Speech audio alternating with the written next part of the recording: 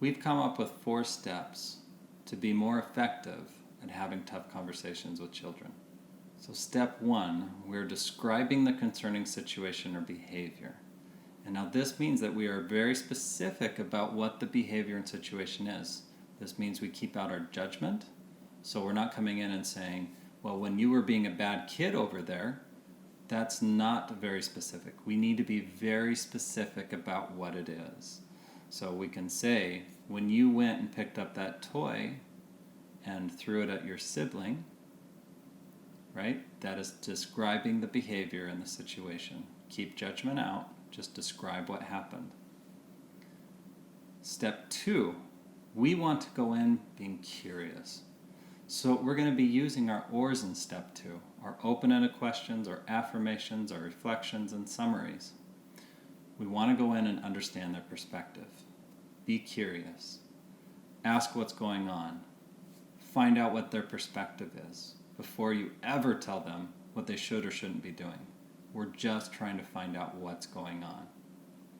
As you go through this process of being curious and learning what their perspective is, this should start building empathy within. As you develop that empathy for their perspective and what's going on, you want to convey that empathy. Normally, we're going to be using reflections to convey that empathy. Again, we talk about reflections in the main training, and you can get that in consultation. But either way, we're wanting to convey that empathy. If you're struggling to build empathy here, it might mean you need to ask more open-ended questions to get a better idea of their perspective. It also might mean that you have judgments or agendas that are causing you not to be able to have that empathy.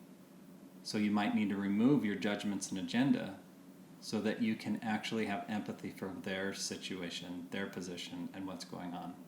So with the kid that threw the toy, they might have been really frustrated because the other child had stolen their toys from them.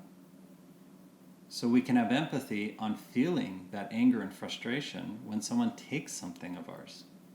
Doesn't mean that we excuse the behavior, and it doesn't mean we agree with it, but we can have empathy for how they felt and why they felt like they should do what they did.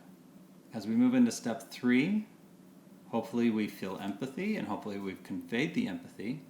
In step 3, with permission, we are going to clarify any gaps of understanding. We may have found these out while we're going through step 2, and we want to make sure that they have the understanding and knowledge to go forward to be successful. We also might be clarifying any rules that we have that might have been broken. Sometimes children don't fully understand the rules, so it's a great opportunity to explain what the rule is, be distinct and specific, and check in with them to make sure they did understand after you've told them. Or any expectations. Sometimes children don't understand our expectations. We just assume that they do. We might want to make sure that we're very clear about those expectations and once again check in with them to make sure they understood what we said.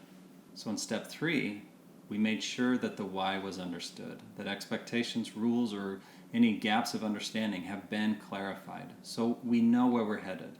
That moves us into that step 4 and sets us up so we can have a good conversation. Step 4, we are trying to pull from them on how should we go forward. How might they do something different next time so that they don't end up breaking the rule, don't end up breaking the expectation. Let them do the best they can to come up with the solution. Do your best not to give the solution unless they don't have an answer.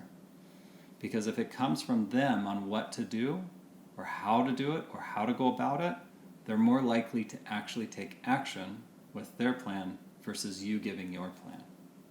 So that's the 4 steps. Being clear about what you're going to be talking about, listening for their perspective, building that empathy, conveying it in step 2.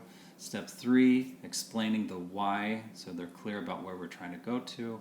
And step 4, figuring out a plan, hopefully that comes from them, on how to change the situation and be more successful within that home.